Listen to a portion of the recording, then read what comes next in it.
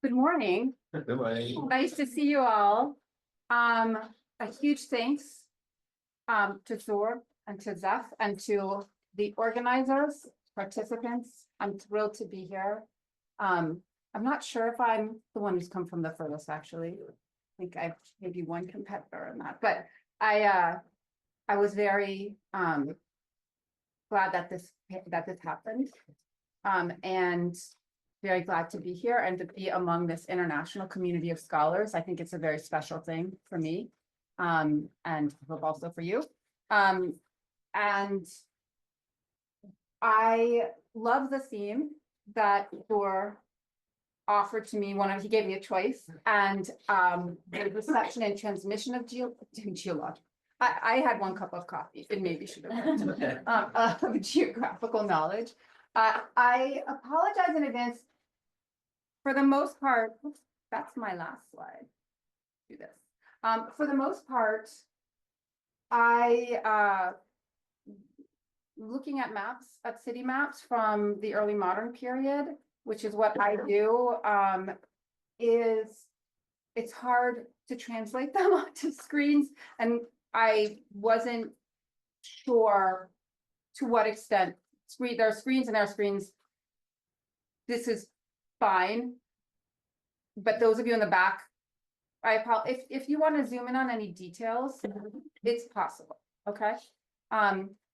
So I am happy to exit out of the PowerPoint at any point, or I can actually zoom in just right here without exiting out of it. Okay. So the topic that I want, and I hope I don't just end up talking, but please jump in, okay? This isn't formal. I haven't scripted anything. I work from my PowerPoints. They are my outline. And so, but I welcome interruptions, challenges, questions, concerns. So just wanted to mention that. I was really impressed with all the presentations yesterday.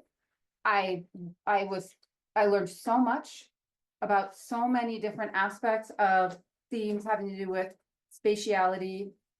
I myself work on urban spaces and how they're represented. I am an art historian. That's my training and that's my DNA. So I'm very much about the visual operations. When it comes to thinking about what our historical sources and evidence are, my number one is always the objects. So there are lots of primary sources that are textual that I could also offer you, but I always go towards first the objects and what they show you. And so that is the extent to which I'm working with the historical sources with you, hopefully today. Okay. When you're thinking about transmission, right? The transmission of and reception of geographical knowledge, and for me, that's the early modern period. There are a couple of different directions you could go with that. That means so many things, right? And so as I was putting together this presentation, I realized I made a somewhat narrow definition of it that really reflects my own preoccupations as a scholar. And I shamelessly gave you one of my own articles to read. It's actually it's an older article. It's one of my first articles, but from 2012. That I'll come back to, but that I decided because it shows you something of how I approach the longer lives of these views, right? How, there is a print, and not always a print, but often a print that's made and then gets copied, and the chains of transmission have to do with long publication histories and traditions of copying and plagiarism, frankly. But that's a very modern thought about plagiarism. Like, plagiarism wasn't really a thing. Kind of was starting to be a bit. So that's one way I approach it. We'll also look at another map. More recently, I published an article last year that I didn't assign you, that, but I can give you a link. It's open access if anyone's interested. That deals with a different kind of repetition of printed imagery, which I'll come back to, which is the restrikes, where, and I'll talk about these distinctions because to me, they're important, but this is when we get really for scholars in the weeds, right? These details matter. Another way that we could have gone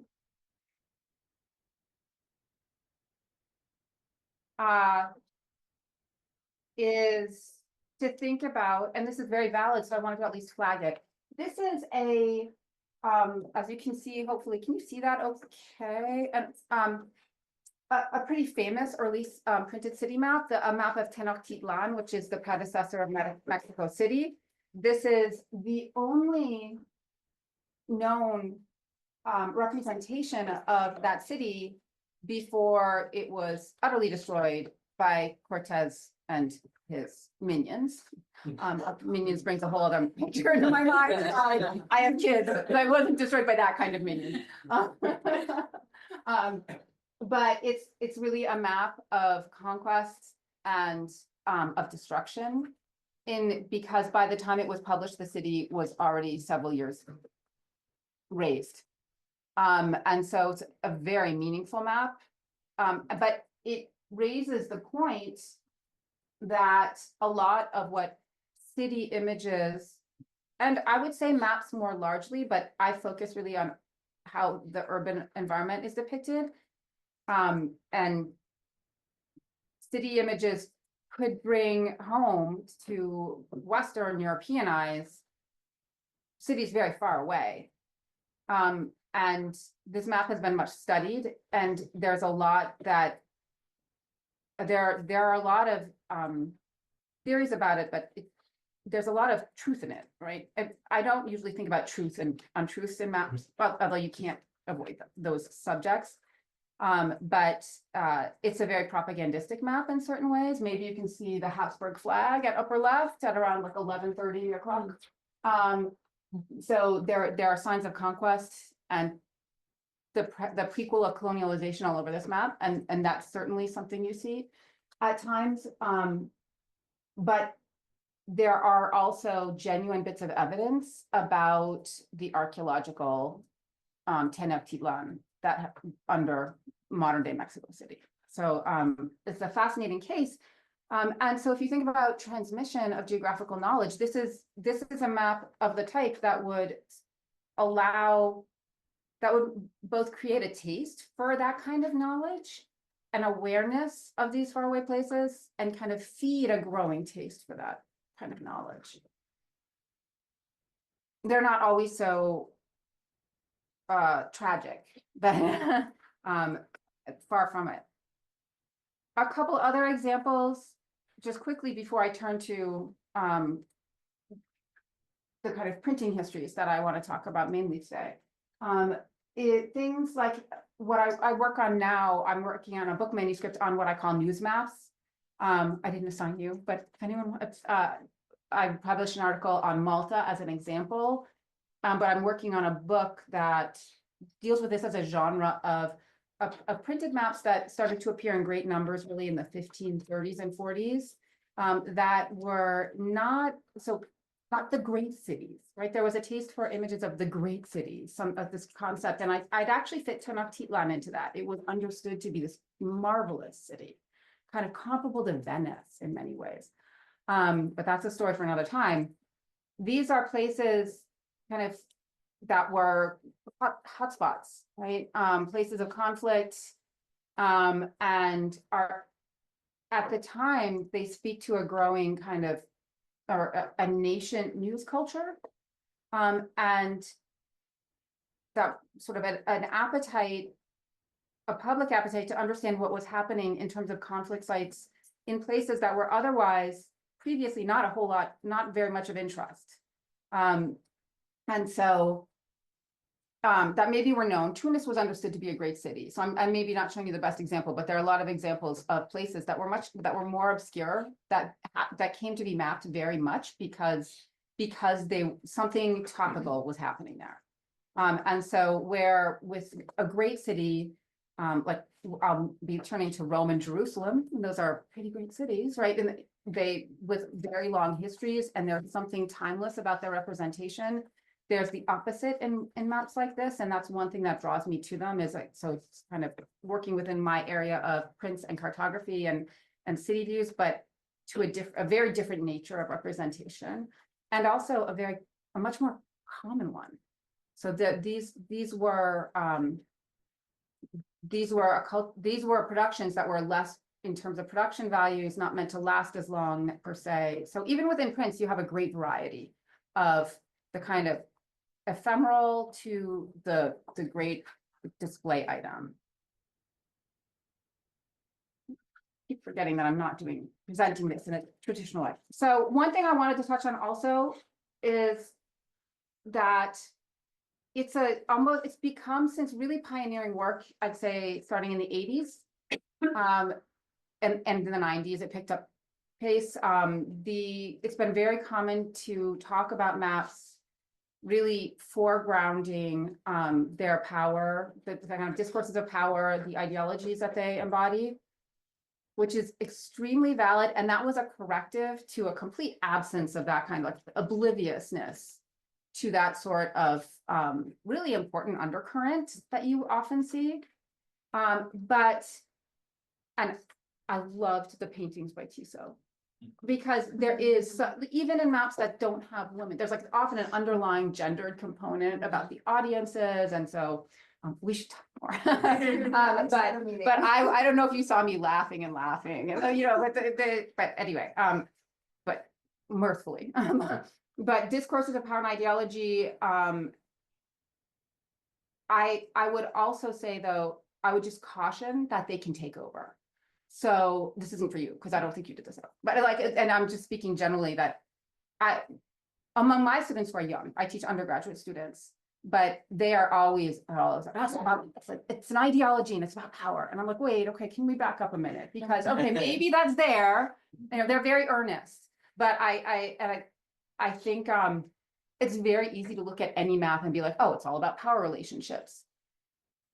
But often the story is much more nuanced.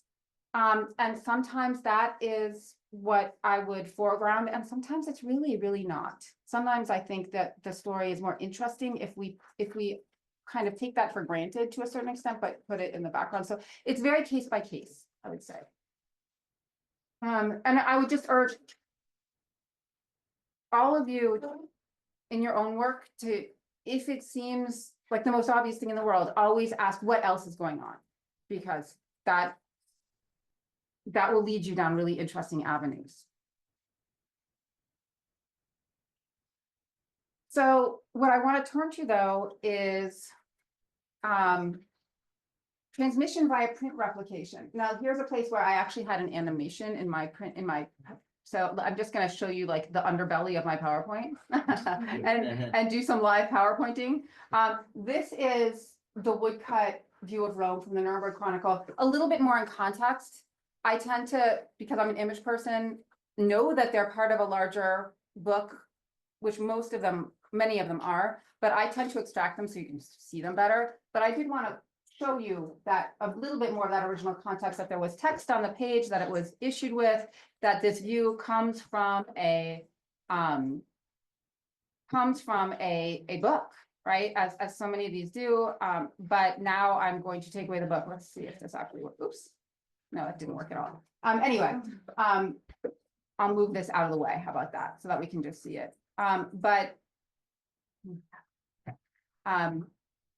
So what I'm interested in looking at for the rest of today, though, is really how print replication is an instrument of transmission. And print replication is a complex process, and it's really you go down some really interesting avenues when you follow these trails. My case study today is going to be the two cities on screen, Jerusalem, for maybe obvious reasons, and Rome, because that's where my expertise is. So I am the first to admit, when it comes to imagery of Jerusalem, I am an interloper. Rahav Rubin, who was here yesterday, is the authority. That's why I assigned you one of his essays. I've learned very, very much from them. And I was really amazed. Well, I shouldn't have been amazed. you're never the first to do something, right? But in the article that I had you read, I was so proud of this genealogy that I made. And then I learned that he did exactly that for the views of Jerusalem in like 1989, and things like that. So it's always, always remember that you're not the first. But I will be relying a lot on his work with views of Jerusalem. But I just know that I'm coming to them. I've taught them to undergraduate students, right, in a 1-day lecture, something like that. That was my knowledge, having assigned his work. But I read a whole lot more about them, and I think there are such fruitful parallels between Rome and Jerusalem, that it seemed like such an obvious choice to bring them into dialogue with each other, which I'll only begin to do because I don't want to talk the whole time, right? So they're both they both have a very sacred topography, right? Rome's technically might not quite come up to the level of Jerusalem's, but and it was, a place where apostles walked and died. And so that was really the main, and many other martyrs and saints. So from a Christian topographical point of view, Rome was an extremely important pilgrimage destination, even before Jerusalem became kind of off limits during the Middle Ages and became a much more contested site. And I think they're both cities that have had controversy and kind of sites of conflict between various different constituencies. I probably don't need to tell most of people in this room this, but Rome has had its checkered past too. And they both were also, at the time these maps were being made, really not the great cities that they had once been. And so this is also really important to remember. There's a kind of hopefulness and nostalgia that gets built into images of both of these cities. But they go in different directions, and in both cases very rich. And also the idea of an urban palimpsest is something that probably some of you are familiar with, but the idea of many layers of history, and how with the challenges that presents, because how do you put in on a basic level, you have 2 dimensions, right? You have a medium that's lines.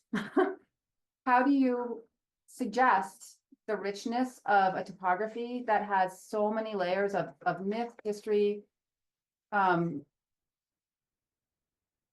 belief built in?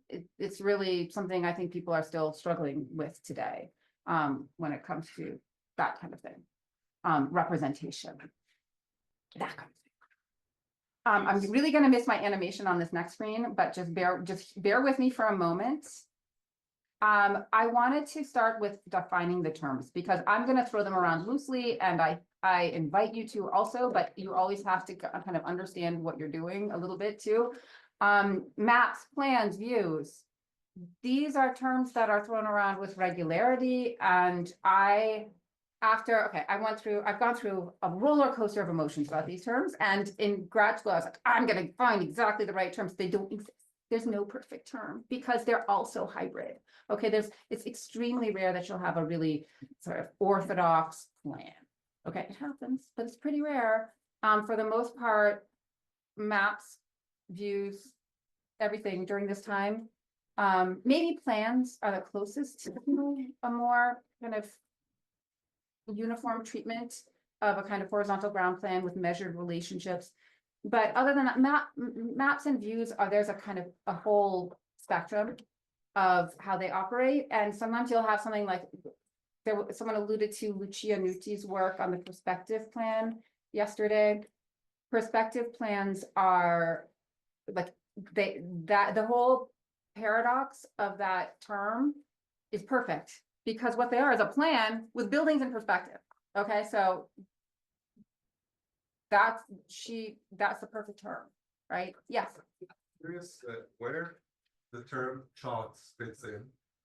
So charts I think of as nautical and I think of as plans. And I'm less of a nautical chart person, although I do know like Portolan charts and, so I think of those as more on the plan side of things.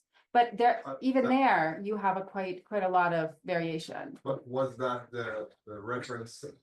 In this That's a term? an English term to my understanding, and I don't see it. Why? I don't see I think it develops a bit later in England, and in the British Isles, which is a great, center of nautical kind of knowledge and map production at a certain point. But so I don't know when they start using those, and this is, but I can tell you how I would go about and what I've done going about looking for how terms are used. You just look at lots of them and you see when, if they're dated fairly clearly, you can kind of see when terms start to appear and when they take on greater frequency. But in this time, so for example, another article I wrote was on the idea of the city portrait. And the Italian word for portrait, ritratto, was in fact a really common term. And so I went down that rabbit hole. It's fun. I invite you to do it.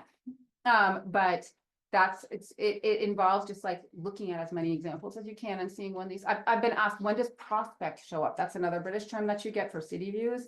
And it's pretty rare in Italian views, but you start to get it, I'd say 1600s in English city views. I'm really I'm going deep in my memory here.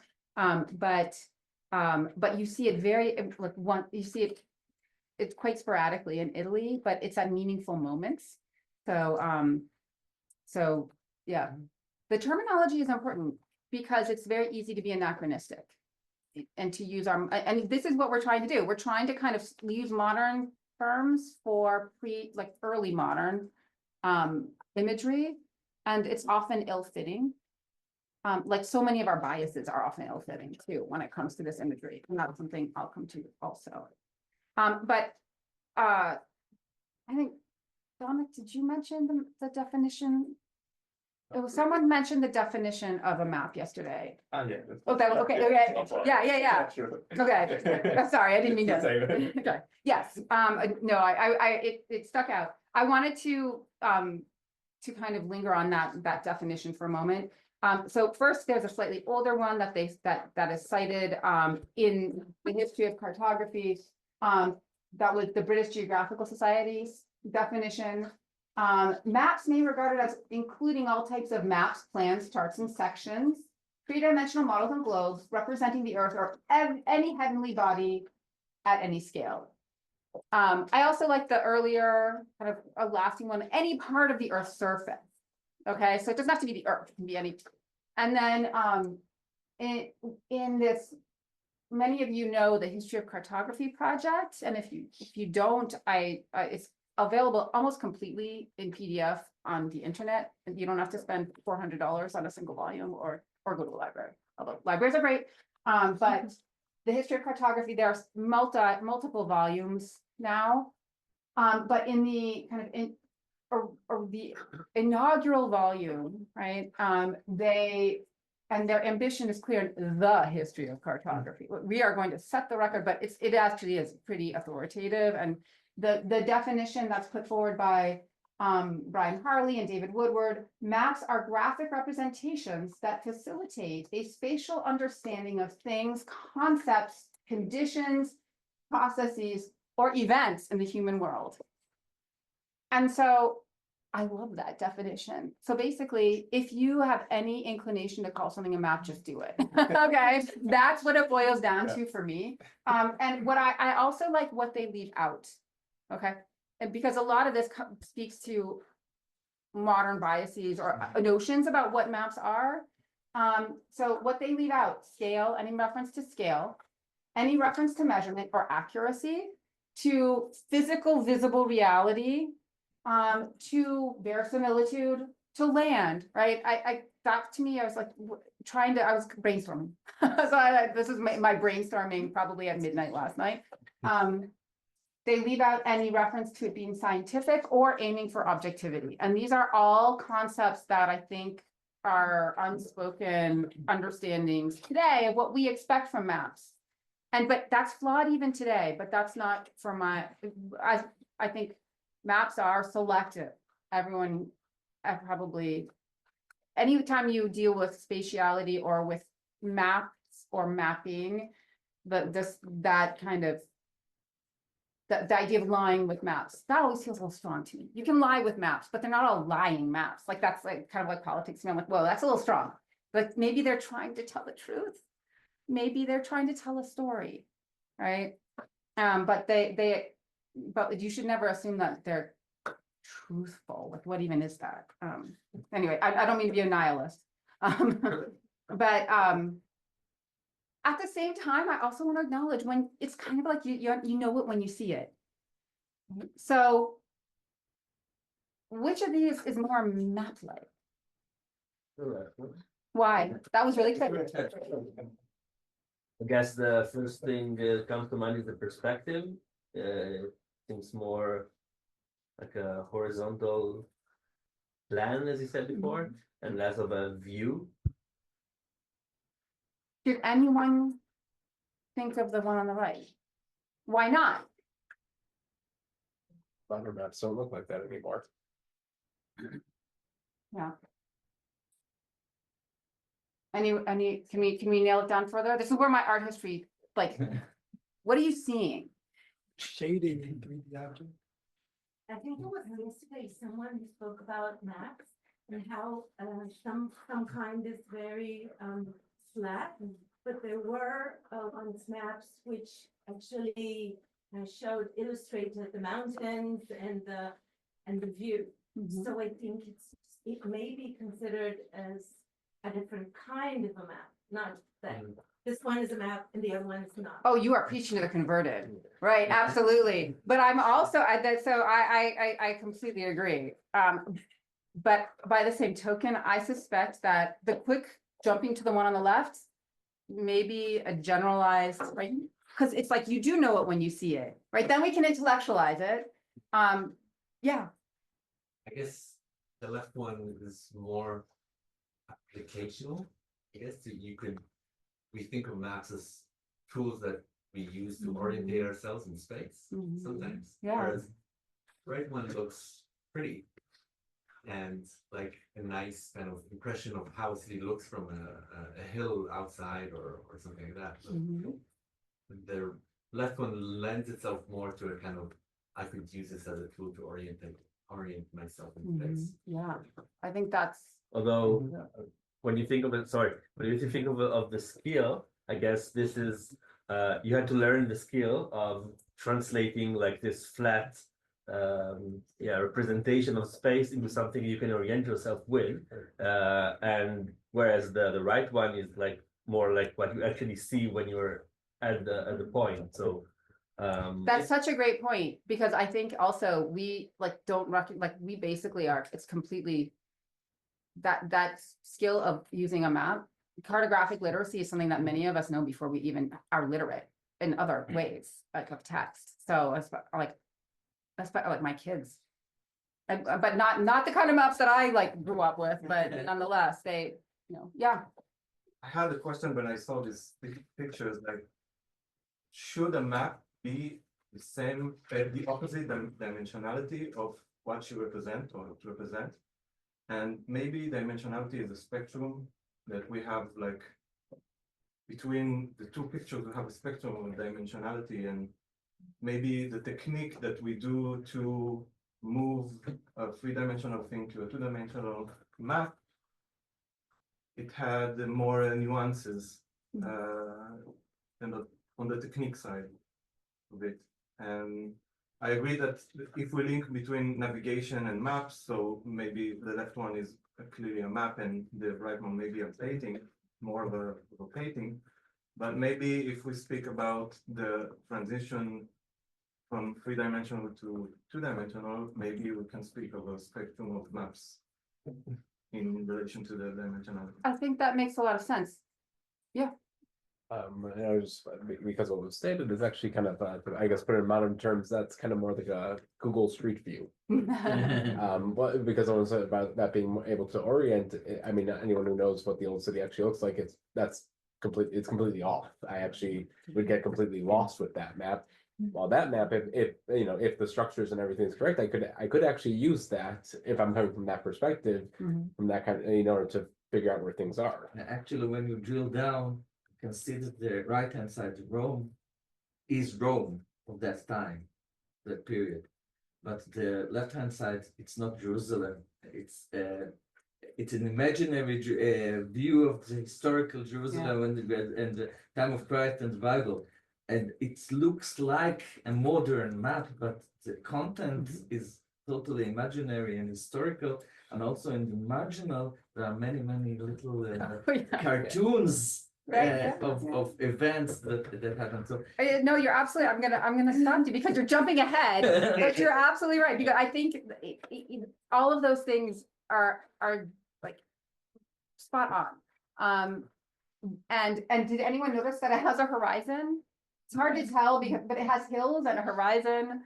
It's, you see that a lot actually in maps from this time where it's like, you think you're looking at like from above an area, like directly from above in a kind of cartographic view. And then there's a horizon stuck at the top and it's just like, you know, and I think that speaks to the wider spectrum that was permitted. I think nowadays we want some kind of representational forthrightness or I'm not sure what word I'm looking for, specificity. And there are plenty of tourist maps that mix different kinds of representation. It's a perfectly valid choice. Nowadays, it's not, but there's still, I think there isn't within a single image, the kind of variations that you'll get in maps for public consumption at this time, okay? I'm not talking about, there were military maps, there were nautical, there were lots of taxation maps. There were lots of survey plans that were not like this, but maps for public consumption. And if we're talking about reception and transmission, that's a really important thing to be thinking about, right? Is what did lots of people get to see? And those are all over. I was gonna say really bad pun, all over the place, okay? And I would just add one thing that I think really makes you see maps the second this is flashed on the screen, which is you see streets, right? And that's why I always come back to Alberti and think Alberti didn't put streets in, right? But like, so that's important. It's striking. But he couldn't do it all. But even one street, like Via del Corso, the one straight street. Yeah. But anyway, you feel like you could navigate the city. But it is a fiction. I have minor quibbles with the term imaginary map, because the map's very real. And it also isn't plucked from the author's imagination. So this is the one thing I would, and if he was here, I would quibble with him on using that term, because then you hear everyone use the term imaginary map. And I think that you have a similar case in Rome with Peter Ligorio is a really inventive scholar, really incredibly learned, who makes maps of Rome, and people talk about them as works of the imagination, but they're works of scholarship, right? They don't just come right out of his invention, you know, fantasies. Yeah, please. Yes, I go back to the definition on the previous Mhm. one. And I was thinking that the definition added that, you know, something can be two-dimensional or three-dimensional, and then, but what about time? And actually, this one on the left does try to embody also the fourth The events. dimension of time Yeah. by the depictions of events. So this is more like And Yeah. events from multiple periods. and in that sense, I mean, it's not imaginary in the sense that it just adds layer of knowledge, just as you would go in the city and have these knowledge as part of your experience of the city. Visual study aid. Yes, yes, and that's also important to think about who, so we'll get to sort of the questions you need to ask, but who is it for? people did not use maps to find their way around at this time. That's the, like, a really fundamental thing. This was not their usage, and I, having worked on them for 25, 20, I don't know, how old am I? But having worked on them for a long time at this point, that was something I really had to, like, learned to insist on early. And I still find, not in this room, but you do, we all like go back to that idea because we're so used to using them that way. But almost anytime I give a talk on maps, I need to say they were not used for what you think they were used for. Even when they really, really look like they must have been, right? So yeah. Quick question just on the technical level, but, just because I noticed in the other picture you brought up, of Rome, the other image. Who were responsible for drawing and like this one that, I don't know what that's supposed to be, but it's blue in the middle, that building, and the other one is red in the middle in the building.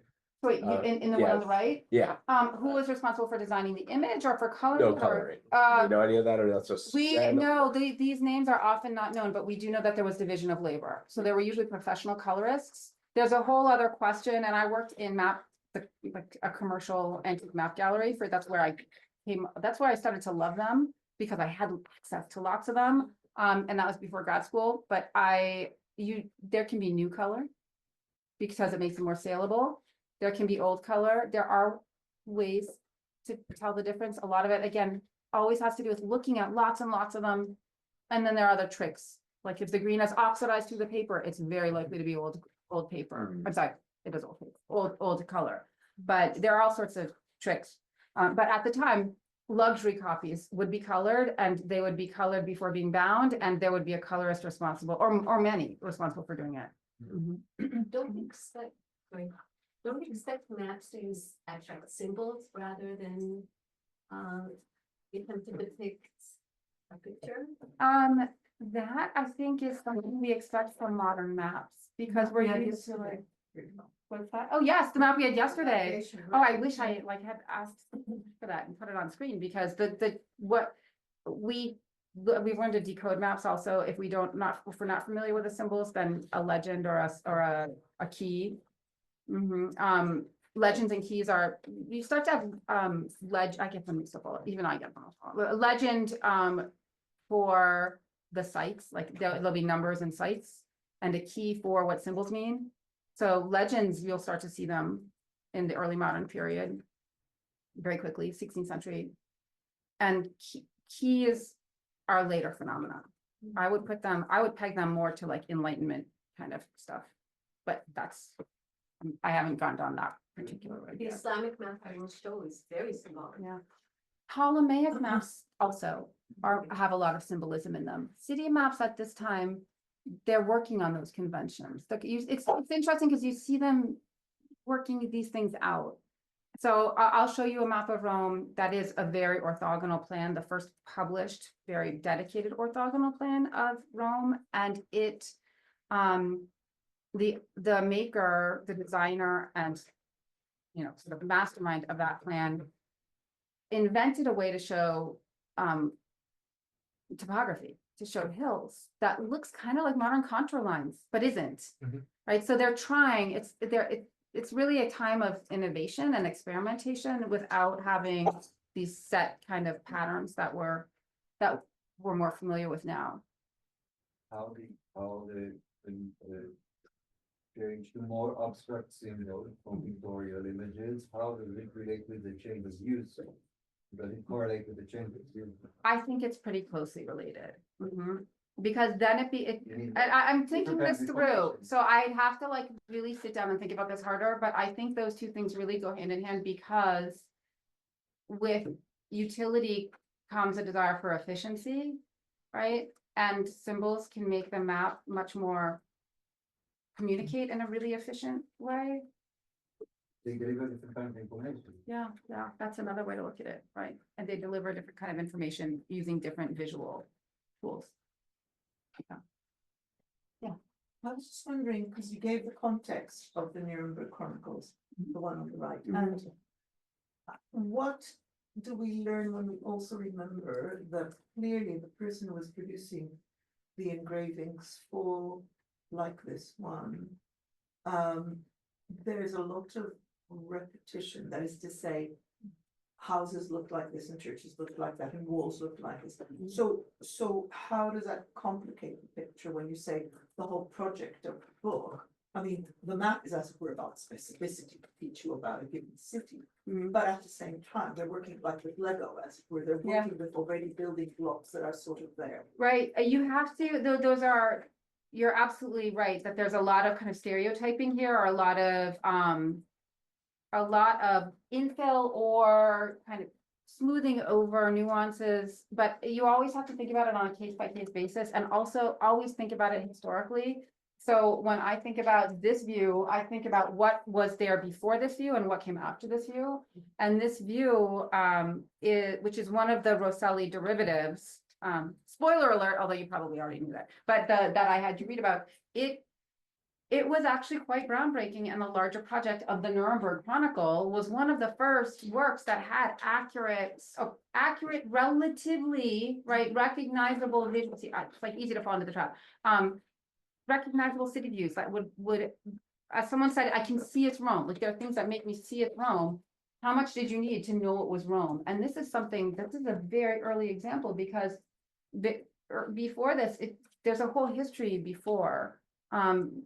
But towards greater specificity and individuality, it really parallels how human portraits are at this time, right? There it becomes, and so this is a late 1400s object, and you always have to see it in the context of that time when it was really quite groundbreaking. And also remember, okay, think about authorship, and this is a German book.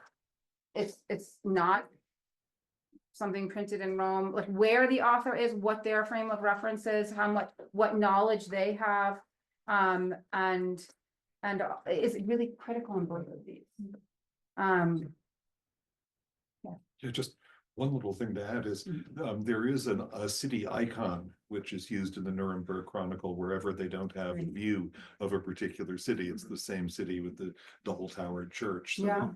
it's sort of like Clippy in Yeah. the beginning. There are a few, whether with the smaller cities, they'll just use the same, and this is a woodcut, so it's a block, right? Which is much easier to print along with the like movable type. But it and whereas the one on the left is an engraving, that's not my topic for today in the media, but it's a time when you can still just stereotype city, right? And so the fact that this one is individualized at all, like there are few, and I could actually, oh shoot, oh no, I do have it. There are two showing Jerusalem.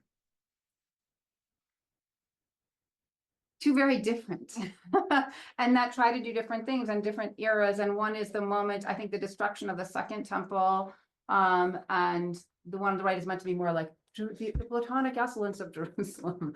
Although of course they never would have thought, but so this is also something that another great city that is actually based on eyewitness views of Westerners who had seen the city at this time.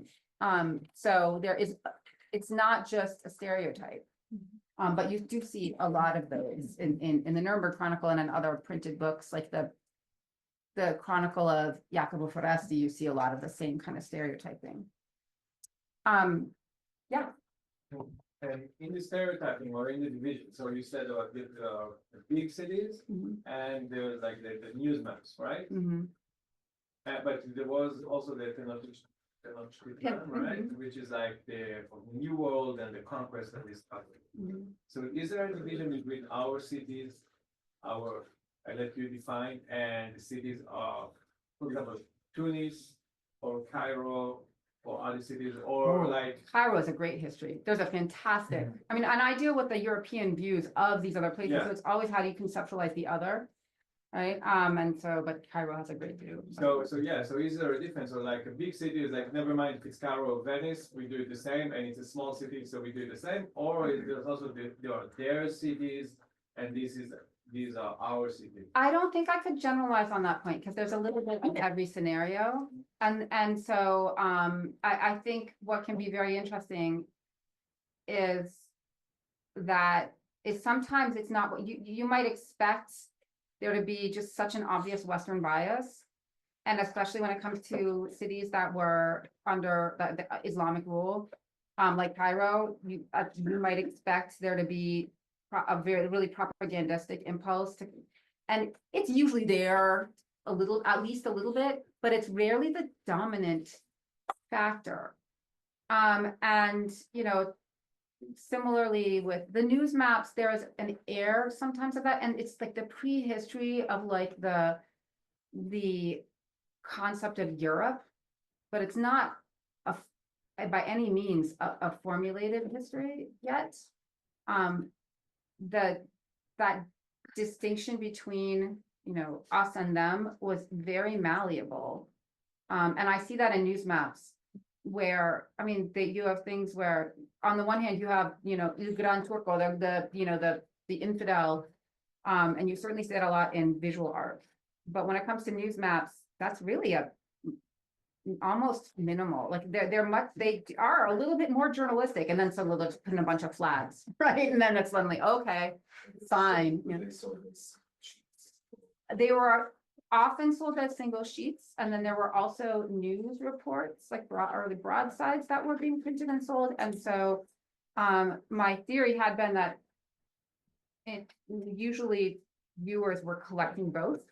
And then I learned about these bundles yesterday, which was really interesting to me. The poem, that surprised me, that there was also a poem, because that's like an older form of kind of news. They could be used to convey news, but also of sort of glossing the news. But only carrying the emotional function. right, yeah. I have a subject also on connection of east and west. I might be wrong, but the map on the right, the mountains in the distance gave me the impression of eastern mountains, like in the Chinese art, which we know exists. Here or No, in to the me? previous. Oh, okay, sorry, let me go back to that. Which we know in Muslim empires, Islamic art, there definitely was a connection. What does that teach us about technology and? Oh, I so wish there was that connection. But I don't think it's actually present here. I don't think they had seen anything like that in this era. But and I could show you some like painting, like medieval paintings where you have these really craggy hills, and also I could, you know, you could look at some of the hills around Rome.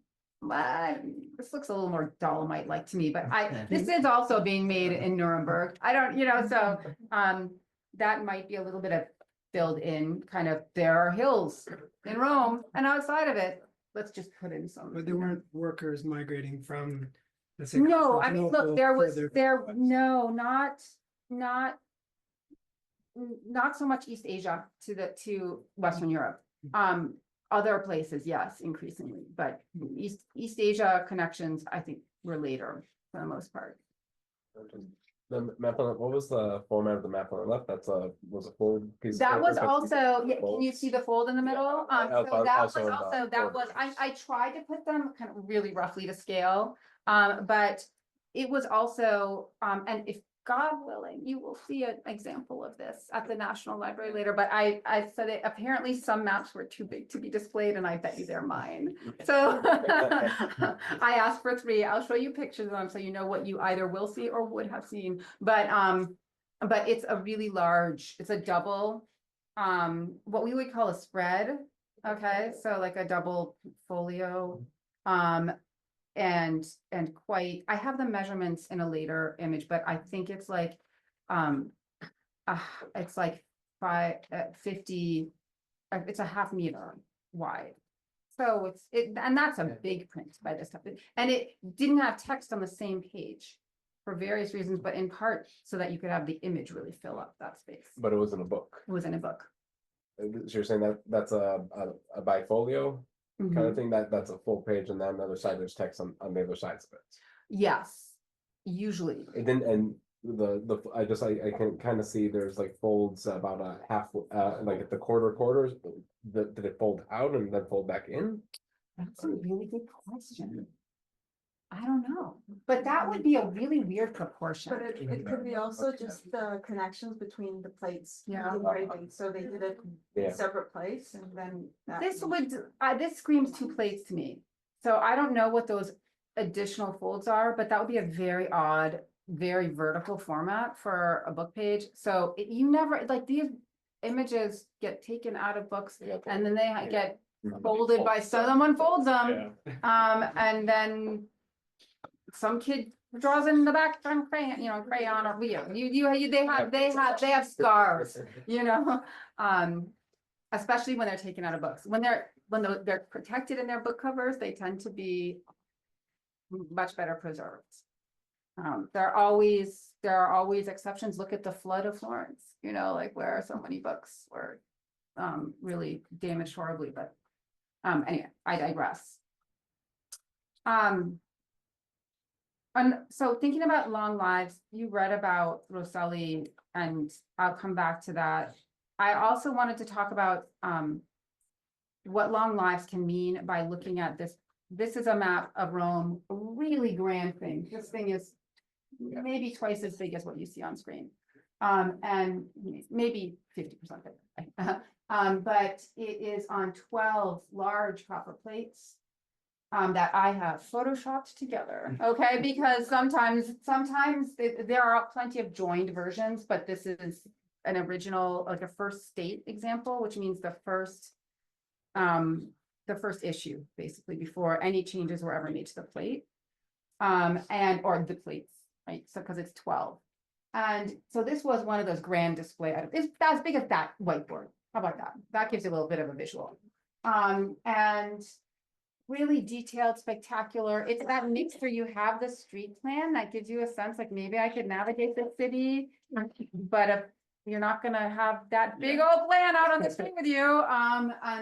And it also, all the built environment in perspective, and a great, like just so detailed. And yet also with some stereotyping of, but infill itself, like infill building was kind of an innovation because a lot of them just had, someone did just see landmarks. The Piero del Massaia views are landmarks only with nothing between them. You would think that it's like a chessboard, not a city. But so when they start being put in, like, it's easy to use our kind of modern eyes and be like, oh, well, the buildings all look the same when they're like the anonymous buildings, but putting those in was a big innovation. I think about the Medeva map. Yeah. Familiar with it? Yes, of course. It's I've seen it in person. and my mother. They have also the fill-in of the building blocks of buildings. Right, insulae, and absolutely, yes. So I mean, there And is this is the tradition. 7th century, I think. I 6th or think 7th that's century. right. Yes, and so it's very striking, and it's not a linear history. That's also important to remember. And if I had this whole week, we could do the whole history of city maps too, because they're great, really orthogonal plans. The Forma Urbis Romae is a great marble plan that's very surveyed and accurate. From I think the early 200s. Yes. Is this, sorry, is this map later than the ones Yes. we've seen before? Yes, Because- so we've jumped forward, but it's Okay. not later than both. Okay, so this is another thing, and there are all sorts of nuances that for the sake of time, I'm glossing over because there is, I'm always telling my students, think historically, because they're not, like everything happens at the same time in their heads. But like the one on the left is 100 years, 90 years. I'm not math. I need more coffee. But it's a lot later, okay? And so that's interesting, number one. This one is roughly contemporary to the Adricom view of Jerusalem, okay? So this is a map that is a very detailed portrait of a city, meaning a visual, like it's meant to simulate something visual about how you would see the city, experience it, with lots of fictions built in though, because no one would have seen it. It's like it cut off from its surroundings. See, that's the wall. It always look. You're never gonna unsee this. I always see a big toad swallowing the Vatican. Okay, with a digestive tract. But sorry about that. I can't use it, but it's cut off from its surroundings in a really unreal way. And it looks, okay, it looks like this hovering kind of spaceship, you know? Um, so I was asking about the dates, Mhm. because what strikes me in this image is that it has like this single perspective. And I was wondering, it's not like for this class, but Iris assigned us for this, I don't remember the name of the author, but an article about the cultural history of cartography. Jacob, okay. Jacob, yeah. I was thinking of the changes in Renaissance art, in, you know, the adoption of perspective. And I was wondering, how does this adoption of perspective have to do with projection of maps and the concept of having like a single viewpoint? Yeah, there's been some great work done in terms of like projection and the revival of Ptolemaic projection for like larger geographical, like world maps especially. And how it might have played into the kind of formula, you know, how linear perspective was formulated by Alberti and possibly Brunelleschi kind of before him, but didn't write it down. So there's a lot of, there's so many parallels. Whether there's actual convergence is another question, but when it comes to maps and how, I think projection is something I think about for really larger scale maps. For city maps, once you get to an urban scale, it's a different question, because you don't need to really work with projection. Projection is something necessary when the bigger the territory that you're trying to map. But there's certainly plays on perspective. They almost never use like linear 1-point perspective, because it causes all sorts of distortions at the edges. So actually, if you try to apply it to something as big as a city, it looks really off. So this is one of the reasons it's why you see perspective to sound, right? Like just perspective, but not like linear, like really kind of like textbook perspective. But I do think that there are parallel developments in terms of trying to have less of a hybrid here, that the city does look like it's tilted up. There's distortion in the whole city, as well as in the buildings, like that refers to optical experience. And yet then you also come to have the dominant form become the perspective plan, because this is also seen as flawed, because the streets get mushed as you get to the top. That's the technical term.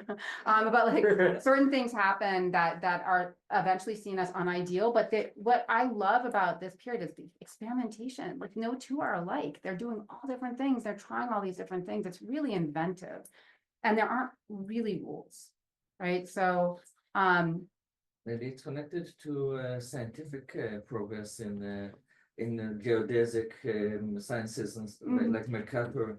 Like when you said mushed up, it just reminded me that when they tried to measure the Earth, the sphere, they got all sorts of problems. Maybe it connects.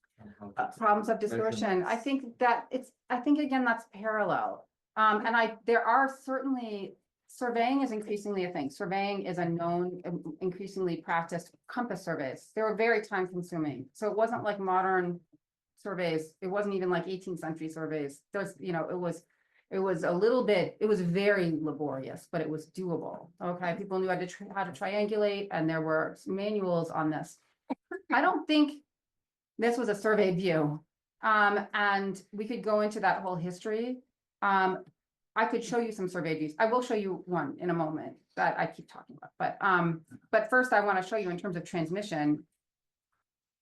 This image, the plates were restruck multiple times, okay, for at least 100 years, and actually more, because then they kept being restruck, but that state of 1693 kept being printed for decades more, until it was melted down for science and progress. So that's another story too.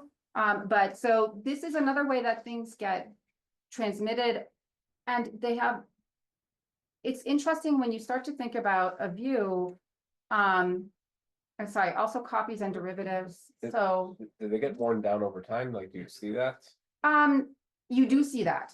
Very much so. I'm not sure how clearly, I mean, the resolution here is, maybe I can make my PowerPoint, convert it to a PDF and make it all available so you guys can actually see the images. So but the plates wear very much so. And so actually, one of the article, Right? Or is top left is original. I'm saying I mean, the top left of the image, from your last. Oh, yeah, pictures of and the two. then they change the plates, so you have different states, and if you wanna refer, I really loved working on this, because to see the changes over time. And the 1662 one was heavily recut Yeah. to freshen it up, I mean, heavily, and that was also quite a job. And it is true that it changes over time. I'll show you an example within the city too. But I just also want to show you that it's also being copied all over Europe in various sizes, formats. And so what you end up having to happen, like what gets studied today is the original. Okay, so I couldn't help, I had to bring in Walter Benjamin, but he was supposed to like then go away. So, what often gets studied is the original, and this is true of so many things. Like it's in the study of architecture, the moment it was built, like studying the Pantheon. When it's taught in classes, it's often not the building of the Pantheon, but not the whole long life of that building, or Hagia Sophia, or you name it. I mean, you name one of those buildings, St. Peter's, San Paolo, Foro de Mura in Rome. I mean, buildings that last a really long time have really interesting long histories, long lives. So it's just, I'm interested in how they get kind of known. And this is not an original, I'm sorry, what were you? I just wanted to ask, how do you know if they worked on the same plate and it's not copies? I looked really carefully. I looked real, and this is like, again, looking like research, like for me and anyone, I think, just who works on this material, the more examples you can see, the better, just the more you know. Like that's such a big part of the research that you have to do. It's very clear too, the dimensions are exactly the same. So that's one thing you look for, is the plate dimension exactly the same. You look for features, are they like, am I looking at a different copy that's a really faithful copy of the plate, or am I looking at a plate that's worn over time? So there are a lot of different ways that you can kind of and for that one, I actually had to look really hard because it looked so different to me in the micro details that I couldn't believe it was the same plate. And then I got better pictures and I was like, oh, it's the same plate. Is there any information how many copies were printed with each edition? Unfortunately, it's not recorded that well. It's not. So no, in short, no. But we can kind of, I would love to know, but we know how many like polls you could make off of a given thing. So Can roughly get a number by. Anywhere from like, depending on your medium, like 200 to 1,000 before it just like can't be, whether you're dealing with a woodcut or an engraving or an etching, like metal versus wood, and that makes a difference. So does there are other things. Regarding that, is there anything to be known, to be, I guess, kind of assumed or kind of elicited from the fact that you have a very short period between the first two, and then about like a 40-year break, and then very close out? Like, is there just? I'm going to give you a reference because I like totally. I have all these theories about it. The original maker had the plates in his possession, and he died in 1630. I think he just kept printing 1606 until he died, and then I think probably might be lost states in the middle that we just don't have examples of because the plates and the plates are gone. But so I think, yeah, that's really getting into the weeds, because then you're trying to literally see, is there like a palimpsest of a date on this example that maybe was from the plate when it was printed? It's really nerding out, but I love it. I love it. If you, I'll send, when I circulate the PDF, I'll give you guys a link. It's an open access article that you can just read online. This one, as you know, is not original, right? This is part of a chain, and we don't have the prototype. And so what I was interested in you know, so with Adricom, we do have a prototype view that then has a whole lineage, as I'll hint at in a, well, not, I'll show you in a moment. And this was the genealogy I had so much fun doing. Now it looks, I think I do a better job now, 13 years later, but I think it's just visually. But Shadle is the second earliest derivative, the Foresti view, which is little, I actually have one of these, but one of my prized possessions, like this big, from 1490. Is the earliest known derivative. And you read all about this, probably, I haven't read that article again for a while, so it might be fresher in your mind than in mine, but you have references, documents that refer to there being, you know, that help us know that there was a view. And so it's like putting together the kind of detective story that we all do and research, right? And trying to figure out what, you know, what it was when it was from, try to get some understanding of what it looked like, but you know, there are little hints, that Botticelli engraving where you can see a little bit of Rome in it. It's like that, when I saw that, I was like, I spent a day like on air, so excited about what, but you know, but it doesn't get you very far. But then you get all of these derivatives, and I'm wondering if what stands out to you about this transmission process.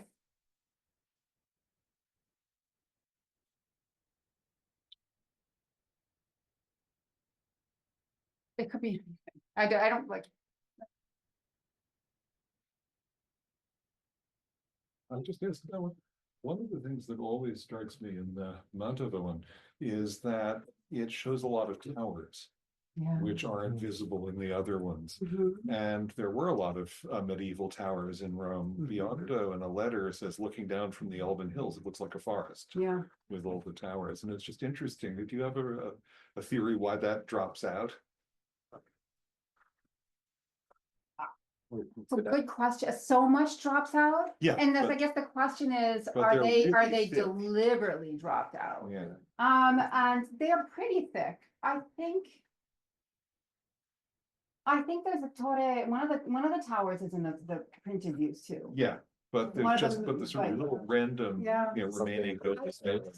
Few, because they could be like a symbolic cutting of the towers, right? But I suspect it was more, you're going from a really big format to a really small one, you know? And a lot of things get the axe when you do, including half the city, right? It also kind of shows that you're not sort of worried about what you see from a particular place, Yeah. because at this point you would still have seen the towers. Yeah, It's a choice about what you're putting in. it's what you see, but because also what you want to see. Yes. Yeah. Does that have to do with the place, as in, that's in Montauban, that's in Italy, while the other ones are being printed in Germany, is instead in all these other places, and could it be that they're also adding from their own knowledge? It could be, that's a perfectly valid speculation. I think, yeah. Mhm. I think it's also a question of mediality and format, because I think some of these are printed in books, the other ones is like fresco and panels, so it's really like also the context and that they were used. Yes, yeah, so medium context, this was supposed to be for a great kind of like, essentially a hall of, like a just a palazzo of a great a power in Italy, yeah. And city views in like halls of state they work their way all the way up to the Vatican too. Was there another hand that Just the move from color to black and white and obviously print. Yeah. I think that kind of, I think what I always find so striking is what you're all picking up on too, which is just variety, right? There's such variety and there's longevity. And so it's like very transferable into different media, into different formats, and sometimes into cropping. It gets cropped. That was hard. That took me a little while to see through that. It gets woodcut, it's engraving, it becomes in the Flemish panel, it becomes like the stage for the sack of Rome. And so it goes on almost 100 years, and it keeps going. So the way it's refashioned, right, into all these different formats, price points, we would say today too, And what that suggests in a way to me is it also becomes the image of Rome for really not just the time it originates, but like the whole following century, the most common one, probably the one that was most familiar, if you want to think broadly. It wasn't the most innovative by that time by any means. In Tempesta, you do see the city updated carefully in many of the states. So, for example, the Piazza of St. Peter's, you can trace history. You can, with this map, use it as evidence of concrete changes to the city. You always have to be careful about using them as evidence of something or not, but, and you know, you have to refine, you can't use it as evidence necessarily for all of the infill buildings, for example, right? But there are things that it does work for. And this started off as innovative, but by the time you get to 1572 and beyond, it's really not anymore, right? And it's really out of step with what the city actually looked like at that time. This is a city, Rome is a city that's changing immensely during this period. And so it kind of freezes it in time. Which raises the other question is, what is the relationship between these practices of refashioning or copying and innovation in city view? I think that there is motivation of the government, the Pope, to emphasize the Christian to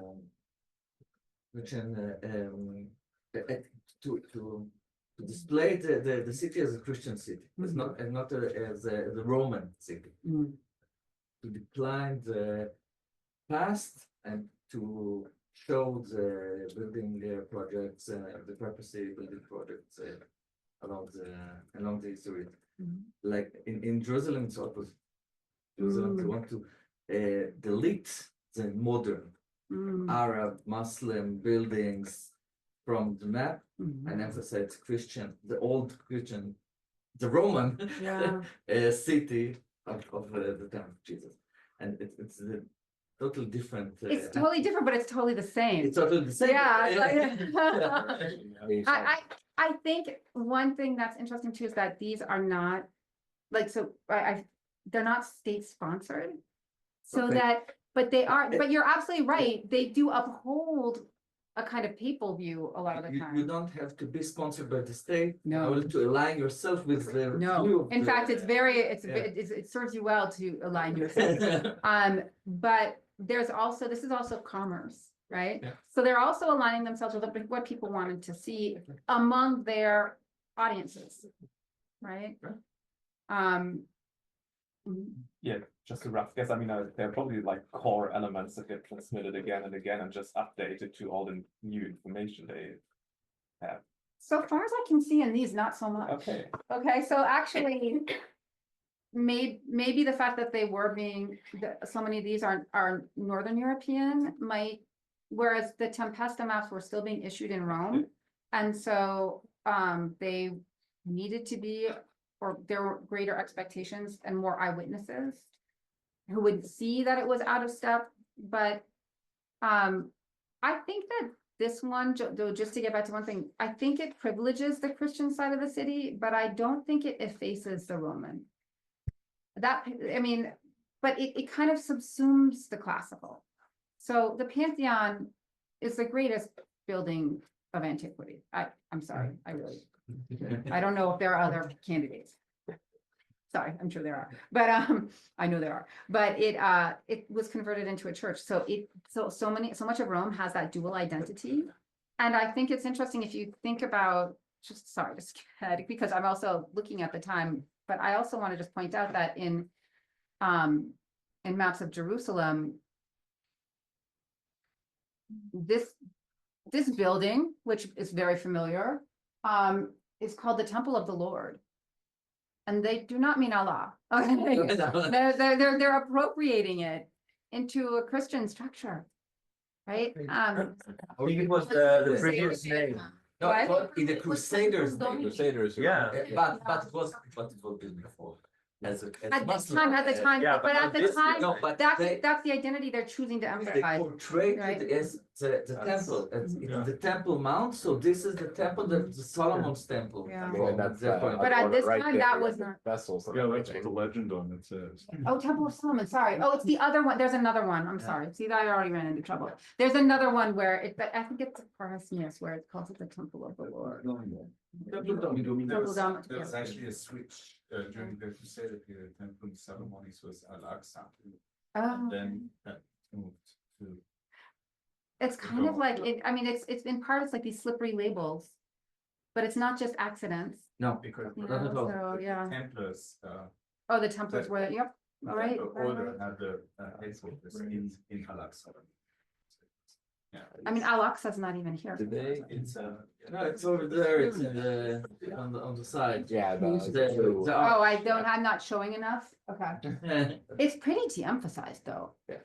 For the one on the right, do they not have any kind of, I guess, sketches of what the temple looked like? Because all the vessels are out, and you know, the cherub and and the ark, everything's out, and there's Yeah. no like what you would usually in like today's maps that like people are interested in rebuilding the temple have. There's a nice temple. Yeah. Do they not have that, or?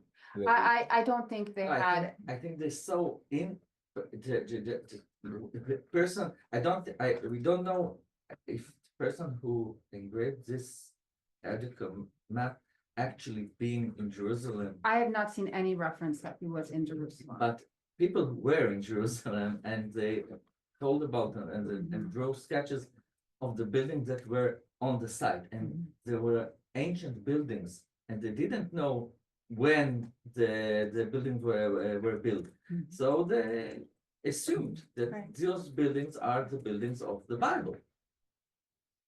Which makes perfect sense in that time. And so wasn't there also, just to get back to the eyewitness thing. It's easy to overemphasize eyewitness because there were ways to overcome that. If you were part of an artistic community or a community of scholars, you could have eyewitness reports given to you, or you could be, you know, or even see sketches, but that seems less likely. Scholars tend to make really like visualizations based on reading. And so that's where the imagination can come in. But I don't think this building. On the and left, they- not on the left, that this Yeah. is an this is a This known eyewitness. This is Bradenbach, who is known to Yeah, have gone. okay. On the right, no, you could not make, you could describe the city to you today to Yeah. someone who's never seen it, and you could spend days and they would never come up with this. And you know, they would never have a mental picture of this. Yeah, that's about. This is down to, I mean, so many things. But and this one, you must know, Shirley, is basically taken from the Mount of Olives. But if you look at these two together, No, it's upside down. which one did I put up? Yeah, but the Edicum is. Oh, yeah, it's from the opposite, It is the Adricum is from the opposite view. Mhm. Not entirely, because the land surrounding the Temple Mount is actually facing east. Yeah. It's a famous feature Yeah. of the Brandenburg. That's Mount. not- No, Jerusalem is one. And of course, you can see the sea, you can see Jaffa. It has dual orientation. That's a nice way of putting it. Temple- Yeah. It's very striking also if you look at the dates. Because we would automatically assume that the more eyewitness, like the physical visual, like one would be the one that would be later. Because in our minds, we can't resist that teleology, right? The march of progress, but that doesn't come into play. I think it's really instructive to remember that those kind of assumptions can be dangerous.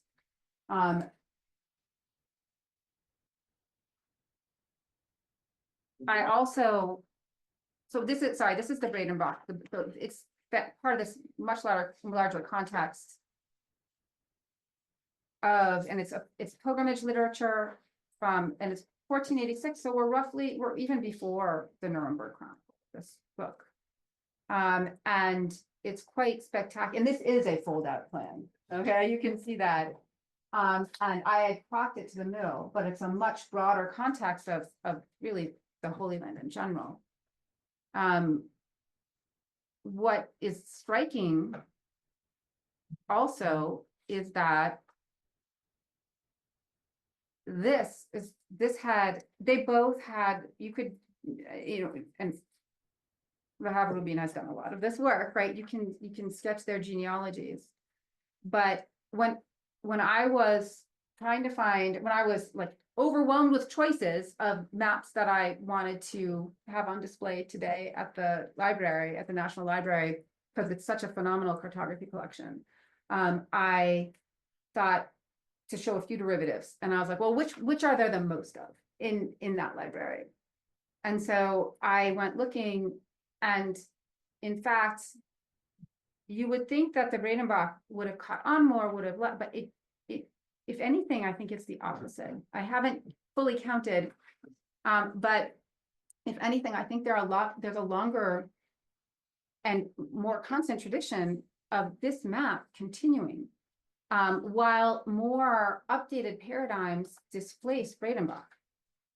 But it took a while because these are Western mappers and they couldn't update the city the way Tempesta could update Rome. But here are some of the derivatives. This is not exhaustive. These are only the ones that are in the, is it Eran Lau? I don't know how to say the last name. Lauer, okay. Collection. It goes on. Okay, these are only the ones that I could find. There are others too. And so I would say there are many, many others. And it's striking how it gets refashioned, but you can see it. Some of these look really different, but once you start seeing, they've just changed the buildings a little bit, but it's, and this is 160 years of difference. Because it's a historical map, it doesn't change when the modernity changed the city, not so much. If you say so. Because in Rome, maps of Rome, understandings of the city's antiquity evolved. No, I'm talking about Jerusalem. I know, I know, but I'm just saying, it's still, I think it's not just because historical conceptions of Jerusalem in the West hadn't advanced. So it could still be viable as a historical concept of the city, but a so-called archaeological plan of Rome made in the 1580s is less likely to be printed for almost 200 more years. There are very different ones that come in. And so I think what's interesting is the different production spots, right? That may have such an influence on how imagery kind of progresses or not. About this repetition strictly from a Christian context, or maybe there was Jewish appropriations of this?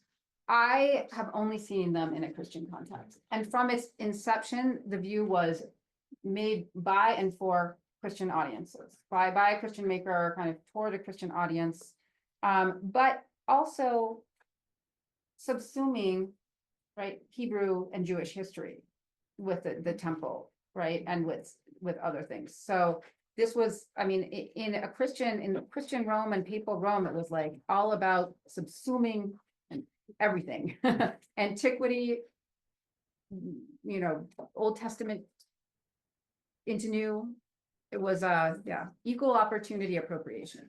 But is there discernible, I mean, I'm not saying you have the answer, but I mean, maybe people in the room can piece it together. Do we see therefore developing different cartographies as between Catholic and Protestant cartographers, given that there is such a deeply underlying religious tone to a lot of representations? To what extent do those Christianities produce different emphases in their cartographic? Do you mean as crystallized in this, like if it was produced in a Protestant? Yeah, I mean, is that a vector, is that a distinction that It's a great question, and I have no idea. Yeah, I've never No, really like, I heard- think, but Switzer, I think, is Catholic, yeah. But Oh, yeah, no, we can But I tell don't- which is Catholic. We would have to go, you know Yeah, what, they all but paid at the it's- altar of commerce before they paid at anything else, so I don't know, but sometimes you would see. People were very Protestant. Which one? Not in Nuremberg. 1485 they were. Well, in 1485, not, but in 70. Yeah, 44, Yeah. fine. So the Nuremberg people were the trader people, they wanted to make money with it. With the print. I can't remember where Switzer was printing, but I don't know that was it Nuremberg? I If can't you have remember. Nuremberg copies of it. There is some swapping, so Villalpando has this magnificent image of the temple, which then becomes a model for Protestant churches in Holland. Yeah. I'll just add that the Franciscans were actually in the city, were very critical of that, they're going to introduce other models, Mhm. contemporary models. One of them engraved incidentally by Tempesta. No, oh, really? Okay. Well, where is that? Did it catch on? See, this is what It's you're. part of the Bernardino Nicholas book on the sacred buildings in Belgrade. That's very fascinating, and I know that like there's the Quaresmius view that comes later, there are some, but I think what I keep coming back to is also that the most accurate, right, wasn't necessarily the most, didn't have the longest afterlife. And which I think is one takeaway point I'd like to give you. I won't go through this, but we're about to end. I did make a poster, just like something, I took inspiration and I made a poster, but so, I will circulate this with the PDF, but it's kind of like the mental checklist that you go through without necessarily going through the actual checklist, but like all the things that on a case-by-case basis, you really need to ask about any of these images before you can feel like you really have a handle on them. So I will circulate this crib sheet, right? And other than that, there's a shorter version, right? Why did this appear so much? I think it has to do with its form. I think that form is really memorable. I think the audience for it they weren't privileging the most up-to-date view. They wanted a historical view. As time went on, the understanding of that history on a popular level, on a widespread level, maybe hadn't advanced. I think the one thing that I guess the last point I would want to make is that through repetition, something becomes an icon. And it's hard to switch that course. It takes something really big, something big to shut that down, right? And it might be that it goes along with cultural change too, and expectations for views like this. I think one of the charms of the original Adricom is the paintings, the paintings on the margin. It's so lovely, but I don't know. I think that the copies doesn't contain the pictures, the small pictures. The art historical term, when it's a scene going on in the corner, is a vignette. Yeah. And so there are these vignettes, like there's Calvary in the wrong place, right? And there's also the Back to the Mapamundi tradition where you have, as it were, the world, however you want to project it. And then you've got the monsters, the people with the umbrella head. Yes, you do, all around the edges, All yeah. around. And you have the Garden of Eden at the top, and Jerusalem right in the middle, right?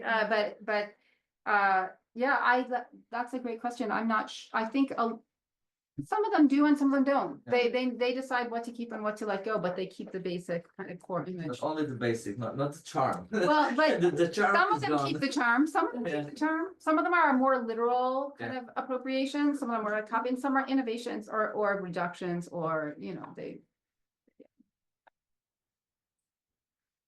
Yes. Yeah, I just wanted to add to the list of questions and issues to deal with the map.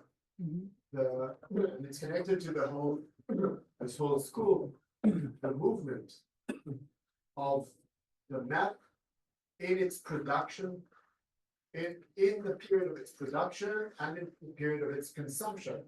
How the knowledge moved from the observer to the map maker, how the map moved from the map maker to the audience, how the plates moved from map maker to map maker. The map and its knowledge was always a movable. Yeah.